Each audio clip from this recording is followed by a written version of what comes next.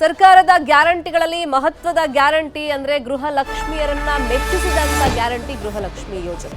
ಭಾರಿ ಪರಿಷ್ಕರಣೆಯನ್ನ ಸರ್ಕಾರ ಮಾಡಿದೆ. 3.89 ಲಕ್ಷ ಫಲಾನುಭವಿಗಳಿಗೆ 2,000 ರೂಪಾಯಿ ಹಣ ಪ್ರತಿ ತಿಂಗಳು ಸರ್ಕಾರದ ಕಡೆಯಿಂದ ಏನು ಹೋಗ್ತಾ ಇತ್ತು ಕಾಂಗ್ರೆಸ್ ಸರ್ಕಾರ ಬಂದ ಮೇಲೆ ಅದು ಇನ್ನು ಮುಂದೆ ಸಿಗಲ್ಲ. ಗೃಹಲಕ್ಷ್ಮಿ ಫಲಾನುಭವಿಗಳಿಗೆ ಸರ್ಕಾರ ಶಾಕ್ ಅನ್ನ ಕೊಟ್ಟಿದೆ. ಐಟಿ ಜಿಎಸ್ಟಿ ಪಾವತಿ ಮಾಡುವಂತ 1.94 ಮಂದಿಗೆ 2,000 ರೂಪಾಯಿ ಇನ್ನು ಮುಂದೆ ಸಿಗಲ್ಲ. ಇನ್ನು 1.95 ಲಕ್ಷ ಮಂದಿ ಮೃತರ ಖಾತೆಗೂ ಹಣ ಹೋಗ್ತಾ ಇತ್ತು, ಆ ವರ್ಗಾವಣೆಯನ್ನು ಕೂಡ ಸ್ಥಗಿತಗೊಳಿಸಲಾಗಿದೆ. ಒಟ್ಟು 3.89 ಲಕ್ಷ ಖಾತೆಗಳಿಗೆ ಹಣ ವರ್ಗಾವಣೆಯನ್ನ ಬಂದ್ ಮಾಡಲಾಗುತ್ತೆ. ಬೆಂಗಳೂರಲ್ಲೇ 7,871 ಅನರ್ಹ ಫಲಾನುಭವಿಗಳನ್ನ ಪತ್ತೆ ಹಚ್ಚಲಾಗಿದೆ. ಇನ್ನು ಮುಂದೆ ಗೃಹಲಕ್ಷ್ಮಿ ಹಣ ಪಡಿಬೇಕು ಅಂತಂದ್ರೆ ಬಯೋಮೆಟ್ರಿಕ್ ವ್ಯವಸ್ಥೆಯನ್ನ ಮಾಡಲಾಗಿದೆ. ತಿಂಗಳಿಗೆ 77 ಕೋಟಿ ಸರ್ಕಾರದ ಬೊಕ್ಕಸಕ್ಕೆ ಇದರಿಂದಾಗಿ ಉಳಿತಾಯ ಆಗಿದೆ. ಅಂದ್ರೆ ಒಂದು ಮೇಜರ್ ಸರ್ಜರಿಯನ್ನ ಮಾಡಿದ್ರಿಂದ ಇಲ್ಲಿ ಫಲಾನುಭವಿಗಳೇ ನಾವು ಅಂತ ಹೇಳಿ ಮೃತಪಟ್ಟವರ ಹೆಸರಲ್ಲೂ ದುಡ್ಡು ತಗೊಳ್ತಾ ಇದ್ರು. ಇನ್ನೊಂದ್ ಕಡೆ ಐಟಿ ಜಿಎಸ್ಟಿ ಪಾವತಿದಾರರು ತಗೊಳ್ತಿದ್ರು. ಅಂತವ್ರಿಗೆಲ್ಲ ಇನ್ ಮುಂದೆ 2,000 ರೂಪಾಯಿ ಕಟ್ ಆಗುತ್ತೆ. ಇದೇ ವಿಷಯವಾಗಿ ಇನ್ನಷ್ಟು ಡೀಟೇಲ್ ಆಗಿ ಇನ್ಫಾರ್ಮೇಶನ್ ಅನ್ನು ಕೊಡ್ತಾ ಹೋಗೋದಕ್ಕೆ ನೇರ ಸಂಪರ್ಕದಲ್ಲಿ ಕನೆಕ್ಟ್ ಆಗಿದ್ದಾರೆ ನಮ್ಮ ರಿಪೋರ್ಟರ್ ಪ್ರಗತಿ ಶೆಟ್ಟಿ. ಅಂದ್ರೆ ಇಲ್ಲಿ ಗೃಹಿಣಿಯರ ಮನಗೆದ್ದಂತ ಒಂದು ಗ್ಯಾರಂಟಿ ಯೋಜನೆಗಳ ಪೈಕಿ ಗೃಹಲಕ್ಷ್ಮಿ ಕೂಡ ಒಂದು. ಸೊ ಈಗ ಅನರ್ಹರು ಅಂತ ಹೆಂಗ್ ಫಿಲ್ಟರ್ ಮಾಡಿದ್ದಾರೆ?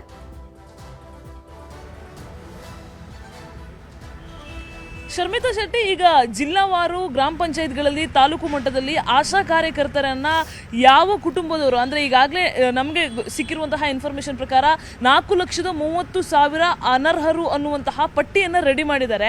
ಈ ಆಶಾ ಕಾರ್ಯಕರ್ತೆಯರ ಮೂಲಕ ಗ್ರಾಮೀಣ ಭಾಗಗಳಲ್ಲಿ ಅಥವಾ ಎಲ್ಲೆಲ್ಲಿ ಈ ಮೃತರ ಕುಟುಂಬಗಳಿವೆ, ಎಲ್ಲೆಲ್ಲಿ ಯಾರ್ಯಾರು ಈ GST ಏನೋ ಇನ್ಕಮ್ ಟ್ಯಾಕ್ಸ್ನೆಲ್ಲ ಪೇ ಮಾಡ್ತಾ ಇದ್ದಾರೆ, ಇಂಥವರ ಒಂದು ಲಿಸ್ಟ್ ಅನ್ನ ಮಾಡಲಾಗಿದೆ. ಜೊತೆಗೆ ಯಾರು ಸತ್ತಿದ್ದಾರೆ ಅವರ ಖಾತೆಗಳಿಗೆ ಈಗ ಹಣ ಹೋಗ್ತಾ ಇರುವಂತದ್ದು ಗೃಹಲಕ್ಷ್ಮಿ ಯೋಜನೆಯಲ್ಲಿ ದೊಡ್ಡ ತಲೆನೋವಾಗಿರುವಂತದ್ದು. ಅಂದ್ರೆ ಅವರ ಕುಟುಂಬಸ್ಥರು ATM ಮೂಲಕ ಹಣ ಡ್ರಾ ಮಾಡ್ಕೊಳ್ತಾ ಇರುವಂತಹ ಪ್ರಕರಣಗಳೆಲ್ಲವೂ ಕೂಡ ಬೆಳಕಿಗೆ ಬಂದಿದೆ. ಸೊ ಇವರನ್ನ ಪಟ್ಟಿ ಮಾಡುವಂತಹ ಕೆಲಸವನ್ನ ಮೊದಲಿಗೆ ಮಾಡಿದ್ದಾರೆ. ಸೊ ಪಟ್ಟಿ ಮಹಿಳಾ ಮತ್ತು ಕಲ್ಯಾಣ ಇಲಾಖೆಯ ಅಧಿಕಾರಿಗಳ ಕೈಗೆ ಸೇರಿ ಅದಾದ ಬಳಿಕ ಸರ್ಕಾರಕ್ಕೆ ಸೇರಿ ಸುಮಾರು 4,30,000ಕ್ಕೂ ಅಧಿಕ ಮಂದಿ ಇದ್ದಾರೆ ಅನ್ನುವಂತಹ ಇನ್ಫಾರ್ಮೇಶನ್ ಲಭ್ಯ ಆಗಿರುವಂತದ್ದು. ಈ ಅನರ್ಹರೆಲ್ಲರನ್ನೂ ಕೂಡ ಮೊದಲಿಗೆ ಡಿಲೀಟ್ ಮಾಡ್ತಾರೆ. ಅದಾದ ಮೇಲೆ ಇನ್ನೂ ಕೂಡ ಸೆಕೆಂಡ್ ರೌಂಡ್ ಅಲ್ಲಿ ಮತ್ತೆ ಯಾರು ಅನರ್ಹರಿದ್ದಾರೆ ಅನ್ನುವಂತಹ ಲಿಸ್ಟ್ ಅನ್ನು ತೆಗೆದುಕೊಳ್ಳುವಂತಹ ಕೆಲಸವನ್ನ ಮಾಡ್ತಾ ಹೋಗ್ತಾರೆ.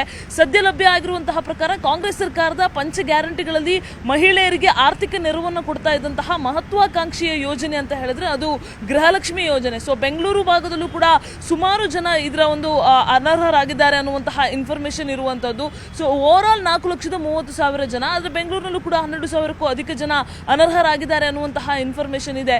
ಸೊ ಈ ಹಿಂದೆಯೇ ಕೂಡ ಒಂದಷ್ಟು ಇನ್ಫಾರ್ಮೇಶನ್ಗಳಿತ್ತು. ಇಲ್ಲಿ ಸರ್ಕಾರಿ ಕೆಲಸ ಮಾಡ್ತಿದ್ದವರು ಅಥವಾ ಯಾರು ಅನರ್ಹರಿದ್ದಾರೆ ಅಥವಾ ಸತ್ತವರ ಖಾತೆಗೆ ಅಥವಾ ಅವರ ಕುಟುಂಬದವರು ಈ ಹಣವನ್ನು ಯೂಸ್ ಮಾಡ್ತಾ ಇದ್ರು ಅಥವಾ GST ಅನ್ನು ಪೇ ಮಾಡ್ತಾ ಇದ್ದವರು ಈ ಹಣವನ್ನು ಯೂಸ್ ಮಾಡ್ತಾ ಇದ್ರು ಅನ್ನುವಂತಹ ಸಾಲು ಕಂಪ್ಲೇಂಟ್ಸ್ಗಳಿತ್ತು. ಈ ವಿಚಾರಕ್ಕೆ ಸಂಬಂಧಪಟ್ಟ ಹಾಗೆ DK ಶಿವಕುಮಾರ್ ಅವರು ಮುಖ್ಯಮಂತ್ರಿಗಳಾದಂತಹ ಬೆನ್ನಲ್ಲೇ ಒಂದು ಏನು ಇದ್ರ ಬಗ್ಗೆ ಸಂಬಂಧಪಟ್ಟ ಹಾಗೆ ಒಂದು ಲಿಸ್ಟ್ ಔಟ್ ಮಾಡಿ ಅನ್ನುವಂತಹ ಸೂಚನೆಯನ್ನು ಕೂಡ ಕೊಟ್ಟಿದ್ರು. ಮಹಿಳಾ ಮತ್ತು ಮಕ್ಕಳ ಕಲ್ಯಾಣ ಇಲಾಖೆಯ ಅಧಿಕಾರಿಗಳಿಗೆ ಈ ಸೂಚನೆ ರವಾನೆ ಆಗಿತ್ತು.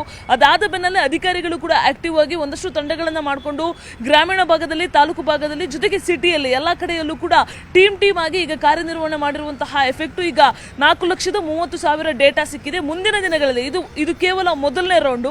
ಮುಂದಿನ ದಿನಗಳಲ್ಲಿ ಇನ್ನ ಒಂದಷ್ಟು ಡೇಟಾ ಸಿಗುವಂತಹ ಸಾಧ್ಯತೆ ಇರುವುದು, ಇನ್ನ ಒಂದಷ್ಟು ಜನ ಅನರ್ಹರಾಗುವಂತಹ ಸಾಧ್ಯತೆ ಇರುವಂತದ್ದು. ಶರ್ಮಿತಾ ಶೆಟ್ಟಿ, ಪ್ರಗತಿ ಶೆಟ್ಟಿ, ಈಗ ಕ್ವಿಕ್ ಆಗಿ ಈಗ ಬಯೋಮೆಟ್ರಿಕ್ ವ್ಯವಸ್ಥೆ ಅಂದ್ರೆ ಈಗ ಆರಂಭದಲ್ಲಿ ಮಾತ್ರ ಅದನ್ನ ಕೊಟ್ರೆ ಸಾಕ ಅಥವಾ ಪ್ರತಿ ತಿಂಗಳು ಹಣ ಪಡ್ಕೋಬೇಕು ಅಂತಂದ್ರೆ ಬಯೋಮೆಟ್ರಿಕ್ ಅದನ್ನ ನಾವು ಫಾಲೋ ಮಾಡಬೇಕಾ? ಅದ್ರ ಬಗ್ಗೆ ಅರ್ಹರಿಗೆ ಯಾವ ತರ ಒಂದು ಗೈಡ್ಲೈನ್ಸ್ ಇದೆ?